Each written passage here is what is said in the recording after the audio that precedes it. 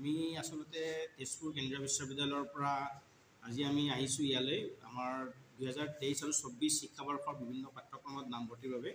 এই বিষয়ে আমাৰ যিটো তেজপুৰ বিশ্ববিদ্যালয়ৰ যিটো এই 2023-24 যিটো এডমিশ্যন পৰ্টেল সেইটো ঘোষণা কৰিবৰ কাৰণে। গতিকে এই পৰ্টেলটো আজিৰ পৰা মুকলি কৰা হ'ল আৰু পৰ্টেলটোৰ অধীনত PG আৰু PhD বিভিন্ন পাঠ্যক্ৰমৰ নামভৰ্তিবিলাক আৰম্ভ হ'ব আৰু আপোনাৰ কমন ইউনিভাৰ্চিটি এণ্ট্ৰেন্স এক্সামিনেশ্যনৰ অধীনত স্নাতকৰ পাঠ্যক্ৰমবিলাকৰ আৰম্ভ হ'ব।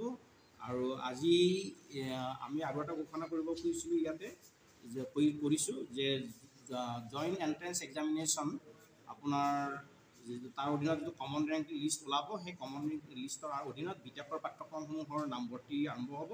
আৰু তাৰ কাৰণে 60% আসন আমাৰ উত্তৰ পূব ভাৰতীয় ৰাজ্যসমূহৰ বাবে সংৰক্ষিত আছে আৰু 40% অইন ৰাজ্যৰ বাবে আছে।